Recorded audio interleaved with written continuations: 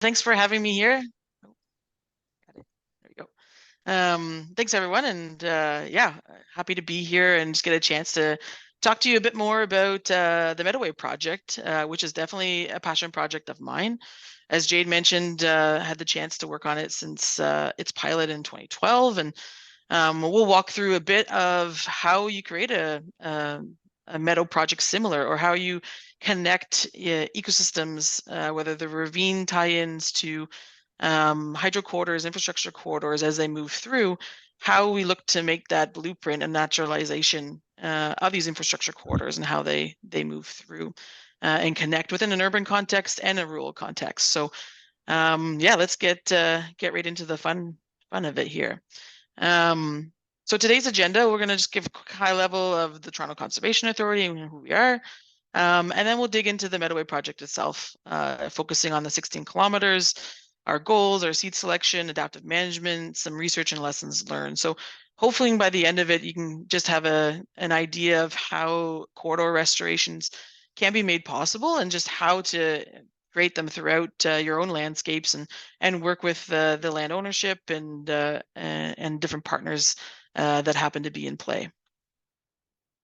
So you might be wondering, the Toronto Conservation Authority, who are we?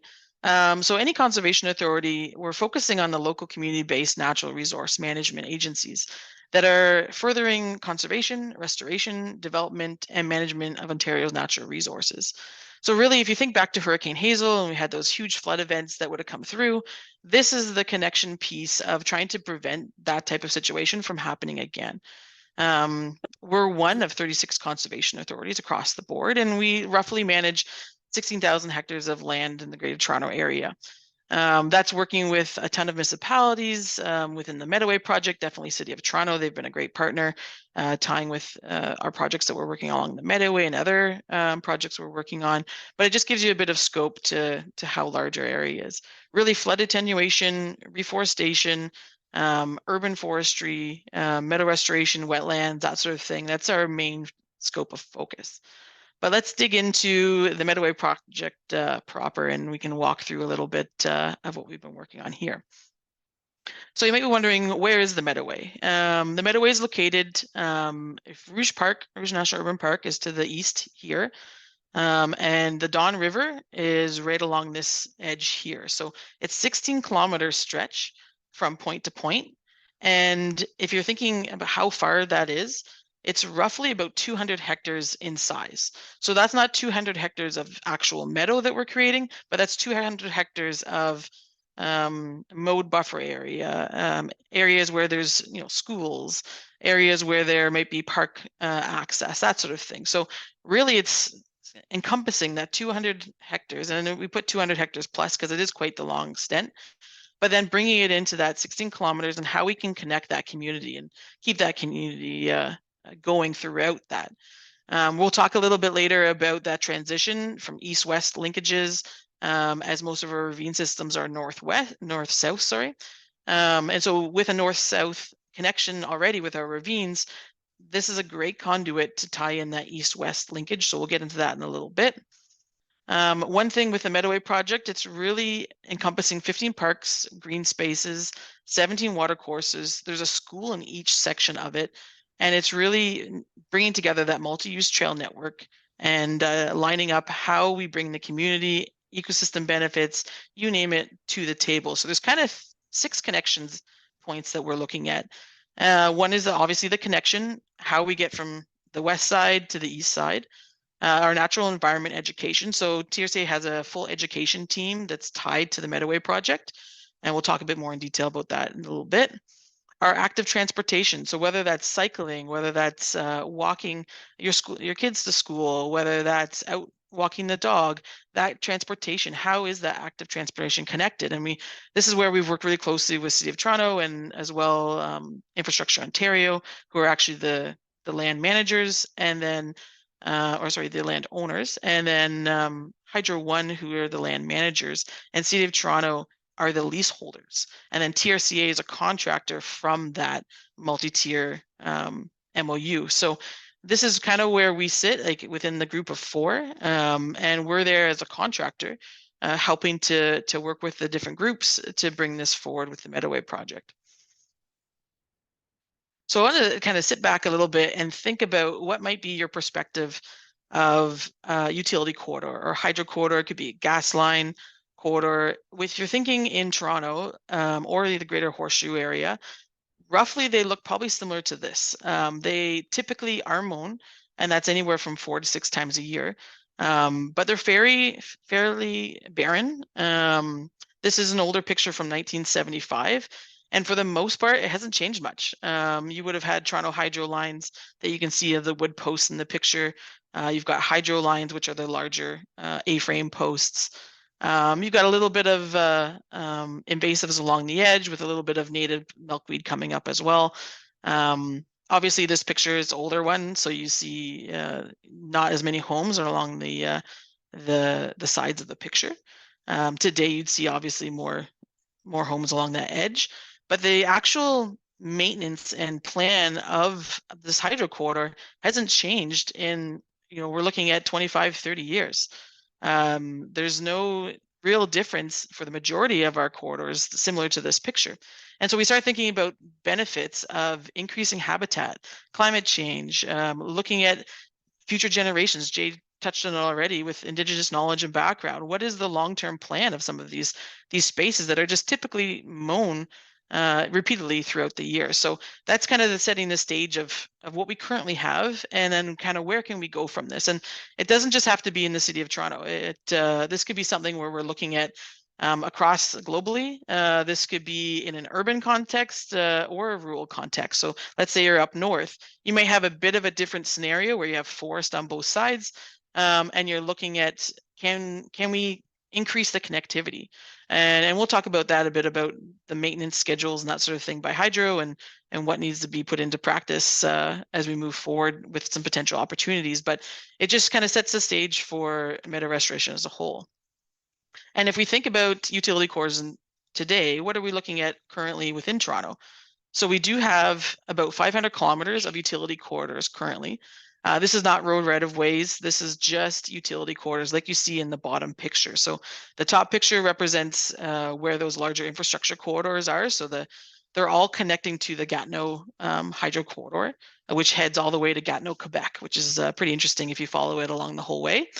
So you have the Finch corridor that's above in this upper stretch here. You'll have the current corridor where the Meadoway sits down here. So again, Rouge Park here, and the Don River just here. If you're thinking about mowing maintenance and emissions, currently mowed about 4 to 6 times a year. It looks very similar to that bottom picture where it's just the thatch stays on the landscape and the cycle repeats itself. And usually when it gets about a foot tall, it gets its cut. So they're not maintained like park landscapes. They're maintained by Hydro One if they're not leased by City of Toronto. So if Hydro One's maintaining them, it's just a clear cut, and that's just to keep things safe for when they do line maintenance and that sort of thing. And to keep weed suppression also, because if you could come across a property that has farmland on both sides, and the farmers definitely won't want to see the vegetation in the middle being a source of weeds for their own crops. So this is where Hydro One's developed this process to manage the weed suppression as well as any vegetation that might interrupt their towers. So things we're not able to do, obviously plant trees. Now there is edge species definitely you can look at outside of the edge of the corridor, maybe that you butt up to it. But within this space, Hydro has approved a specific list of native shrubs that they'll allow. As well as this is where Meadow comes into an opportunity that you can use, because you can drive over it, it's easy to maintain, and it just takes a little bit of setup to get things going and operating, but lots of potential for sure. So we'll talk a little bit about the benefits. So what are some benefits that you might see here? So improved natural cover for wildlife. That's a big one, and we'll touch a little bit later about that connectivity piece. But if you're thinking forest ravine corridor connectivity from east-west linkages that are now connected with the 16 kilometers that then can attach into our north-south ravine systems and link in, you could have potentially a coyote come down from Rouge Park and move in through the corridor and then back out again. And we've been working with MNRF to track coyote collars to see where they've been going. And it's interesting to see, like, they'll start in the Meadoway, they'll pop up to the 401, they'll come back down, and then they'll move through the transition as they're hunting voles and other small rabbits and that sort of thing. But it's really interesting to see just that pattern now, and this creates a conduit for them to go through for the most part without even really being noticed. And so there is some safety around that scenario, but with education and outreach, that's where it comes in together. The increase to biodiversity. I'm not sure if I'm sure most of you are out and about, but the fall migration, whether it's birds, butterflies, wildlife, that sort of thing that's coming through, an increase in definitely wildlife and pollinators within the corridor was definitely noticed this year and in past years.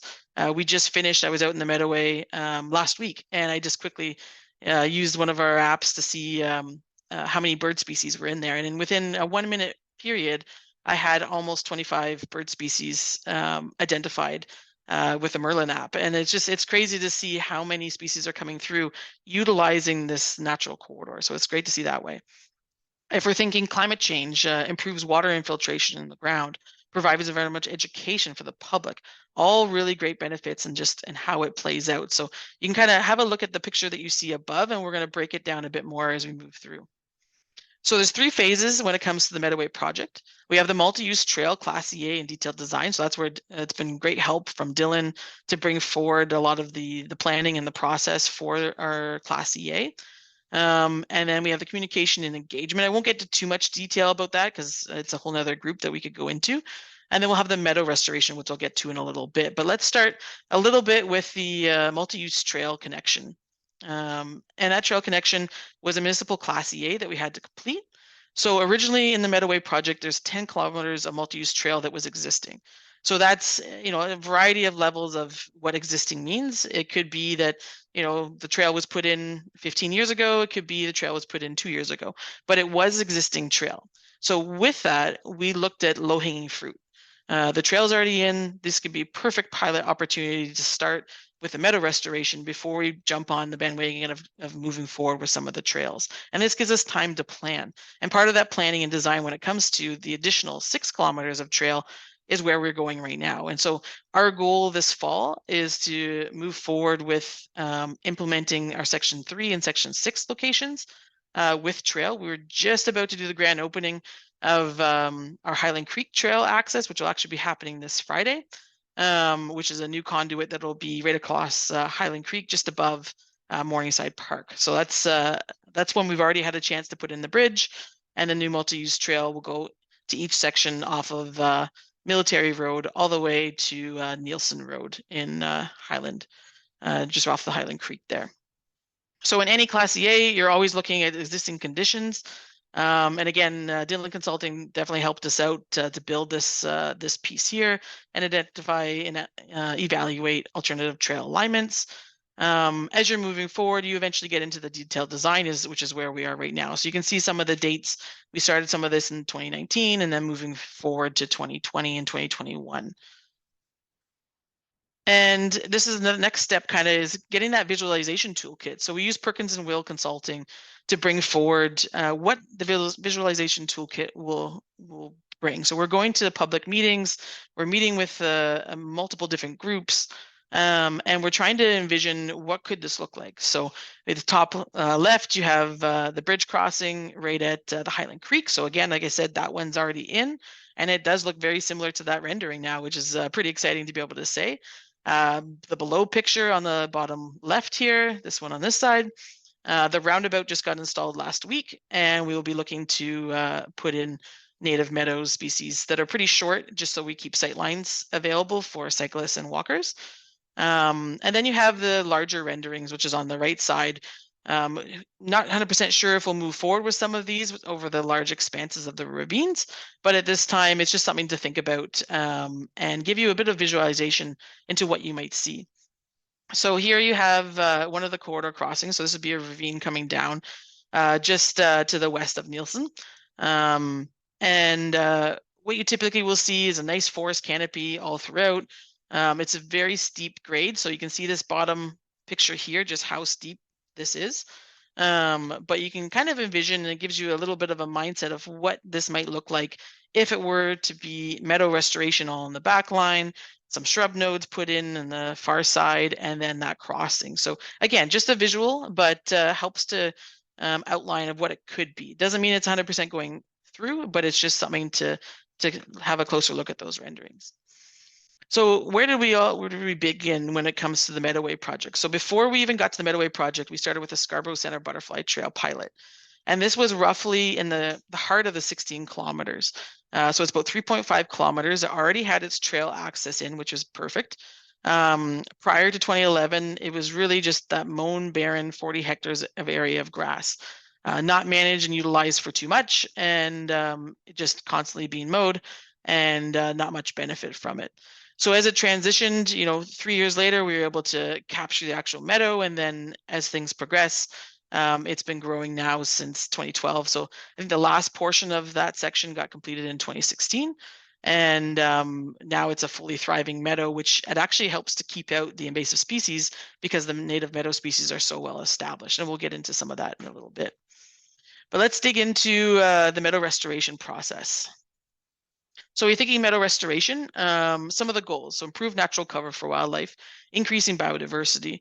Our goal of the 200 plus hectares within the larger footprint is to put 104 hectares into native meadow. So obviously we can't cover the entire thing, 200 hectares into meadow, because there's allotment gardens, there's park areas, there's schools, that sort of thing. So of that area, taking out some of the road crossings, that sort of thing, we're left with around 104 hectares. So to date, we've hit about 85 hectares of native seeding completed. By end of this year, our goal is to get to the 104 hectares. We might be a little shy just because we're still building out the trails. So we've left the trail footprint just as that mowed space, but we're not actually converting it into meadow because it will get the trail put right on top of it. But this just kind of shows the progression. So hopefully the bulk of the meadow restoration will be fully seeded by end of year, which blows my mind to see we're so close to the finish line, at least for the bulk of it when it comes to meadow restoration. Some of the benefits we already kind of mentioned a little bit, but the soil erosion reduction is really important to think about. I know a lot of these look like tablelands and there's not much of a slope on them, but native meadow really helps to absorb a lot of that water, slow down the soil movement when there is a very large rainfall, and then just opportunity from a standpoint for education as well. So where do you start with this? So there's probably the planning is the most important part. So we talked about a little bit of the class environmental assessment because we were dealing with the trails and the bridges. But when we think of the pilot project original, you want to think about what soil types do you have? Who's the municipality that works in the area? Who owns the land? Who manages the land? And how can you work on a tri-party agreement or some sort of agreement where you can tie it in together? And it doesn't matter if you're in the heart of a city or if you're east or west of the area, someone will be the ownership of that land, and then working with them to help look at opportunities and how they can manage the land to increase habitat and benefit. So we start with soil sampling. Can't say it enough, really finding out where your locates are, past pesticides, maybe if it's adjacent to a farm property, what invasive species. The invasive pressure down in Toronto is going to be a lot heavier there than it will be, in one of your northern, more remote areas. And it's just because we have a bulk number of people and invasive seed spreads a lot faster. So what are you currently looking at? I really highly suggest monitoring for flora, fauna, butterflies, birds, bees, you name it, just to be able to get out there and see what is your baseline.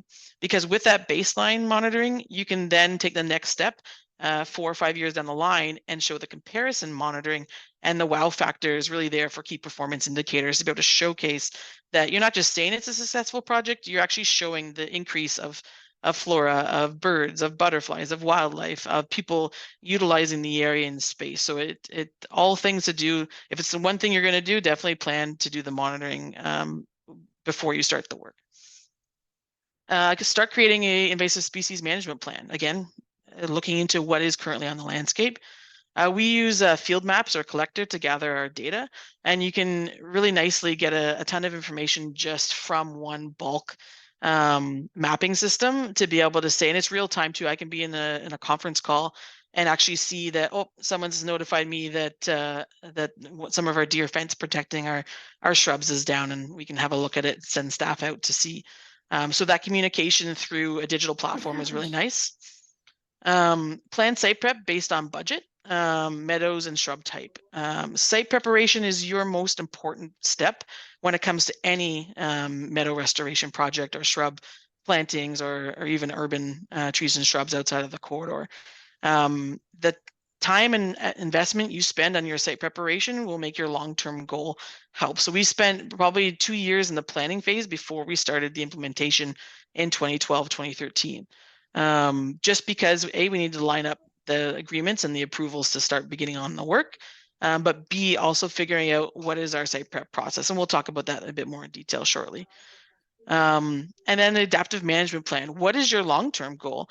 Jade talked about it at the start as well. What is the plan in 10 years, 20 years? How are you managing a meadow or a shrub thicket in order to be successful and not turn into a forest environment? Because we're in a hydro corridor or any sort of corridor for that reason, whether it's over a gas line, you name it, you need to be thinking about the transition of that habitat, and is it going to try to transition to the next step of succession? So how are you either preventing that, or how are you working to allow that to happen? And then our funding. Grants are really important. Land managers, landowners, the community, Indigenous groups. The Meadoway has been funded through the Weston Family Foundation, Infrastructure Ontario, Hydro One, and City of Toronto. So there's a lot of different players and partners that come to bring this together, more than just what TRCA can provide on its own. So it's really a partnership approach. And this is where it comes into some of our site prep process. So spring to fall, we have mow, till, cover crops. Usually we're trying to move away from use of herbicide in the bulk spray. So we go to a mow, till, cover crop process. It does cause for a little bit more of organic material to get flipped in that piece, which we'd rather be no-till. But in an area that has so much invasive species pressure, that the mow, till, cover crop process and then repeated does keep and help push out the invasive species, because you stress out that invasive seed. And every time the invasive seed starts to come up, you have your oats, which are minor allelopathic property, and it will help to push down some of the other species. And then once it gets to about that 8-inch height, then you'll come through, you'll mow it, and you'll repeat the process, or you can just till directly into it. But really, you're trying to spike the existing seed bed to get your thistle to come up, to get your dog strangling vine to come up. You're trying to stress it out enough so it keeps coming up, and then it keeps getting flipped, so it doesn't get a chance. And typically we wouldn't want to, obviously disturb the roots of dog strangling vine, but in this process, it actually dries out the roots because you're actually exposing them to the sun. And so it allows them to come to the surface, dry out, rather than just spreading into multiple through cuts. So that has been working really well for us. You can use millet. Our focus is definitely oats. We've tried millet and it's worked out okay, but it's hit and miss sometimes if your sites are wetter versus drier. Winter rye is also what we'll try as well in the fall, and it works out really well too. But oats is usually our go-to cover crop as well as a nurse crop. So the difference between a cover crop goes down in the landscape while you're just wanting to provide that little bit of cover before you go to work the land. The nurse crop actually acts as a nursery almost. And I'll show some pictures after where it actually protects your native seed as it grows before it gets to the establishment where it's about 4 or 5 feet tall. Native seed does take a long time to grow, and so that's where you need that nurse crop to just nurse it through that first year, so it doesn't get cooked by the summer heats or erosion concerns in that piece before it gets large enough. And then we move into a couple options here: native seeding in the fall or the spring. For the Meadoway, we did both. Spring seeding worked out excellent, and fall seeding has worked out excellent. So this is just a high level of what you could do on your site, but again, there's a slew of different ideas and different processes that you can use. And then incorporating, if you have forest edge, bringing in that shrub connection along the edge. We've been working with City of Toronto forestry's team, and they plant all the shrub nodes, but we tie in our site prep so it lines up with their shrub node planting so that they can then plant them that way. But shrubs are really important to make sure you're keeping that connectivity as long as it's outside of hydro's corridors. And so this gives you a bit of a snapshot of what you might see in a typical drawing or example. So the first picture at the top here, you've got the green color in these areas, which is all existing meadow. We've got monitoring plots set up. You have the specific how large this polygon is. These boxes are around the hydro towers, so we can't put any shrub nodes, which are these lime green areas, beside the within the 15 meters of hydro towers. But we have these really nice small tributaries that are going through that we want to keep in place. So these ones is where we'll be working with City of Toronto, and they come in and they'll plant shrubs that are approved by Hydro One. And same with this back line over here. Because some of this is outside of the corridor, there can be larger trees planted in and throughout on the side, but then these areas here that are in the corridor would have smaller shrub nodes that you can see on this upper one here. So everything, this is kind of just a snapshot of what the meadow footprint looks like. And this is prior to when the trail will be going in next year as well. This side's trail is already implemented, and this one's still to be put in. But just kind of gives you an idea of how do we start the planning process, and where do we go from there. So first year, you're just starting out, you've got all your approvals, you're ready to go with implementation. 100% recommend putting in meadow restoration signage. Your staff can't be on site all the time, and signage really walks them through what they should expect to see. And this can usually take anywhere from 3 to 4 years process before you have that meadow up and running and it's really starting. So we have 3 phases of signs. One is the prep year, which is year 1. The second is the meadows installed, and we're still, working in progress.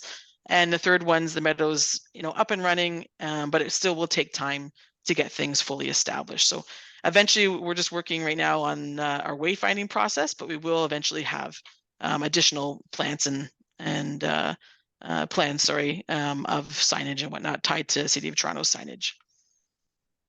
And then we're moving into the actual prep. So up on the top left here, you've got tilling and walking through this process of that mow, till, cover crop, repeat. Same with moving over here. You've got the broadcast seeder on the side, and then you've got the oats starting to germinate. This process here with a harrow behind it is just to make sure the seed actually gets into that seed to soil to sun contact. And then you'll just let this come up for about that 8 to 10 inches and then repeat this process anywhere from, again, 4 to 5 times a year. Again, this is another method of not using herbicide as a blanket spray. There's so many different varieties of how to create a meadow, and this is just one option. So just keeping that open. And when it comes to native seeding, you want to be thinking about where is your seed coming from? What type of seed mixes? In the Meadoway alone, I think we have about 8 different seed mixes that we've used. Wet area mixes, butterfly, grasses. What percentage do you want on your site? Are you looking for more of a heavy grass dominant? So you want maybe 70 to 80% grasses? Do you want maybe 20 to 30% dominant on forbs if it's more an industrial area? But maybe some of the showier areas, you wanted more of a 70 to 60% forbs, which is wildflowers push. So really know your sites and just kind of play around with some of those numbers. When it comes to our actual seeding rate, we're usually about 10 kilograms per hectare for forbs and around that 30 kilograms per hectare for grasses. Variety of different seeding techniques. We have the drill on this side, we've got the broadcaster, and then we've got hand seeding. So native seed selection, please, best you can do is source native seed locally as best you can. Again, it's going to depend on where your site is, what your seed zone is, where you're getting your stock. For shrub nodes that have been approved by Hydro, you've got potted stock that could be an option, bare root stock. But the big key is to really focus on locally sourced, so you're not getting your stock from outside the country or province or that sort of piece. After establishment and seeding, you want to be looking at infill options because it's not always going to work perfect. You might find some things come up really nicely, and then other times you have missed germination and that sort of thing. So each group is really important, just how you walk through each site. Not any meadow that we've placed in the Meadoway is the same as the other meadow. It would have been placed a different year, which means it has a completely different method of site prep and management, and the practices on how we do the management depends on the weather, it depends on funding, all these types of categories. So lots to factor in, definitely when you're thinking about meadows and shrubs within an urban context. And this just shows a quick snapshot of some of our planting events and some of cities planting that we've been doing with some of our shrub nodes and our herbaceous plant materials. So we've got shrub nodes throughout the site as well. And so this is then when you're moving a little bit into the end of that first year, so you're starting to drill in your seeds, you're getting things ready. We like to use a TRCA seed drill. It's probably one of the best companies out there for native meadow seed drilling. Those drills work the best, and we were able to purchase our own now. So we're able to do our own sites with native seeding once we collect the seed from seed collection companies. And then this is where the patience thing kicks in. So as we talked about, being patient, waiting for that native meadow to come up, you might look at this field and just see, oh, it's a field of oats. Like what's the plan here? But what you don't see is the germination of these small little seedlings starting to come up that are actually under the oats. So what we'll look to do, because of the breeding bird windows, we typically won't mow anything from that May till early August platform. And that's really just to keep breeding birds, let them do their thing. And then we'll go in, and this is where you might need a maintenance mow that's first year of germination. So second year of actual your process and your step, but the first year of germination, because what's happening is the oats are acting as that nurse crop, nursing your small little seedlings that you see there. And they're giving them a chance to grow. But sometimes when the seed starts to dry out and the winter comes, the oats can actually blanket on top of the vegetation, which causes them to be lose that seed to soil to sun contact. And it's a sun contact you want to keep.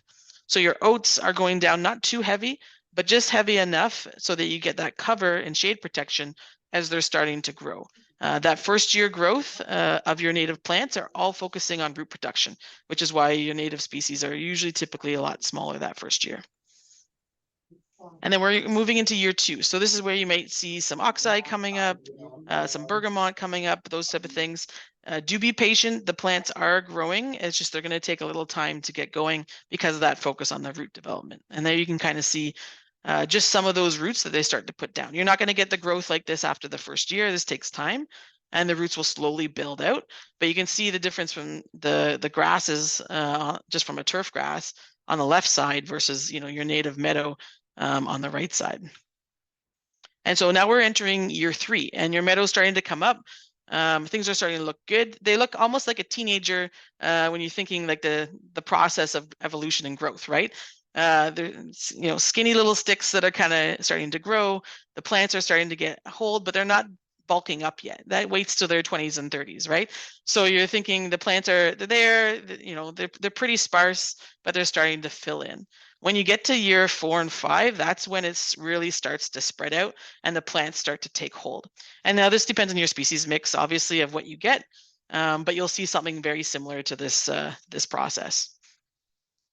And then if we stand back a little bit and we have a closer look at what the Meadoway looks like from a drone imagery, this was just taken in the fall of last year, just before the colors started to change on all the trees, but the meadow was already changing and starting to show its bright fall colors with mainly tall coreopsis, goldenrods, asters, that sort of thing. But you can just see the landscape and how the meadow can change, not only visually, but just wildlife. If you're thinking, you're a deer walking through, we were doing an event not too long ago, and we had a large buck that came through, looked at us at the event, and then just walked into the meadow and disappeared. And it's really nice to see that they have a conduit that they can walk when they're coming from the ravine systems and then moving through on that east-west passage. So now you're opening the doors for that land connection and increasing the ecology across the board. And just wanted to talk a little bit about the close-up version of this. So we have the multi-use trail, which is there. We have the restored meadow, which is obviously the colorful stuff. We have the public school grounds that typically there's one school in every small portion. So about every 10 hectares, there's another school. We have the trail infrastructure and enhanced mid-lock crossing. So this is also what we're looking at, is how do we make the crossings a bit safer, and working with our partners to see about options there. We have the allotment gardens that you can see in the back, and we have the buffer. So just to touch quickly on the buffer edges, that's also not only a safety perspective of keeping the meadow off property lines. Not everybody wants the meadow right up to the edge. It gives a walking access around the whole thing, but the main priority for it is also making sure that we're protecting the homes and the residents from any fire concerns. So if the meadow were to catch fire, which it actually did in this section here, we're not sure how it started fire, But we came out one day and the whole thing was burnt to about here. And because we have this 3.25 meter mown buffer along the edge, it stopped the fire in its tracks right along that edge and never got any further than right about here.